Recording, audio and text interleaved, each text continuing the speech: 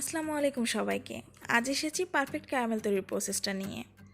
অনেকেই বলেন ক্যারামেল তৈরি করতে গেলে ক্যারামেলের কালারটা খুব সুন্দর আসে না, সাদা থেকে যায়, কিংবা যে পাত্রে তৈরি করা হয় সেখান থেকে মোল্ডে ঢালতে গেলে জমাট বেঁধে যায়।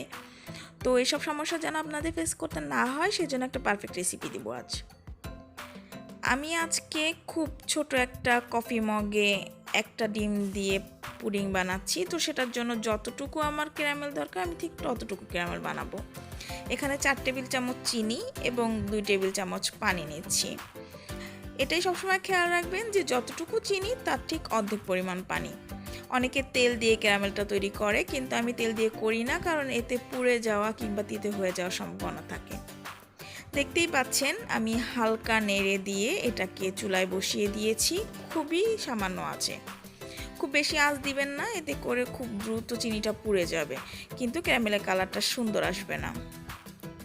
এরকম 10 থেকে 15 সেকেন্ড পর পর হালকা নেড়ে দিবেন। অলরেডি দেখছেন এখানে ফেনা ফেনা উঠে গেছে, তো চিনিটা গলতে শুরু করেছে।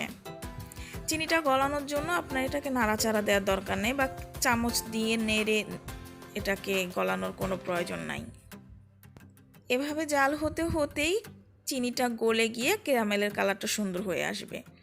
দেখতেই পাচ্ছেন অলরেডি কিছুটা কালার চেঞ্জ হতে শুরু করেছে।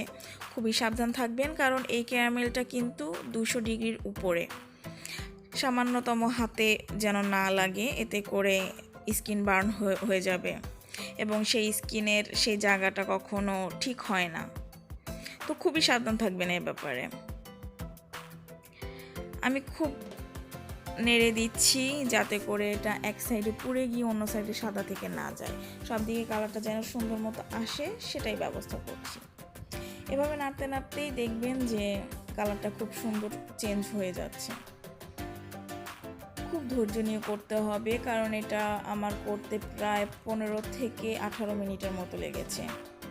অল্প আঁচে করবেন, এতে করে ক্যারামেলের কালারটা খুবই সুন্দর আসে এবং তিতা হয় না। আপনারা অনেকেই জানেন যে ক্যারামেলটা দিয়ে অনেক ধরনের আইটেম বানানো যায় বা বিভিন্ন টফি বানানো যায়, তাই জন্য আমি ক্যারামেলের রেসিপিটা আলাদা করে দিচ্ছি। আমার পুডিংয়ের রেসিপিটা এর পরের ভিডিওতে পেয়ে যাবেন। ক্যারামেলটা যে মোল্ডে ঢালবেন সেই মোল্ডটা হাতের কাছেই রাখবেন, কারণ কালার চেঞ্জ হওয়ার সাথে সাথে আপনার মোল্ডে ঢেলে দিতে হবে, এছাড়া দেখা যাবে ক্যারামেলটা জমাট বেঁধে যাবে। তো খুব দ্রুত কাজগুলো করতে হবে এবং খুব সাবধানতার সাথে। আমার ক্যারামেলের কালারটা অলরেডি খুব সুন্দর একটা কালার চলে এসেছে এবং ক্যারামেলের খুব সুন্দর একটা ঘ্রাণও পাচ্ছি। তো আপনারা করার সময় অবশ্যই সেই ঘ্রাণটা পাবেন। তো খুব সাবধানের সাথে করবেন, আমি বারবারই বলছি, খুবই সাবধানের সাথে হ্যান্ডেল করবেন জিনিসটা।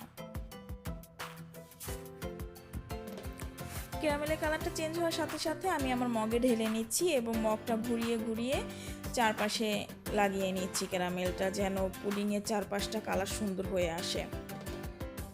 ক্যারামেলটা তৈরি করার পরে এটাকে ফ্রিজে রাখবেন না, এতে করে ক্যারামেলটা ফেটে যাবে। রুম টেম্পারেচারে রেখেই ঠান্ডা করবেন, সর্বমোট হয়তো 10 মিনিটের মতো লাগবে। আমার এই টিপসগুলো ভালো লাগলে এবং উপকৃত হলে অবশ্যই কমেন্ট করে জানাবেন। চ্যানেলটা সাবস্ক্রাইব করতে ভুলবেন না। ধন্যবাদ।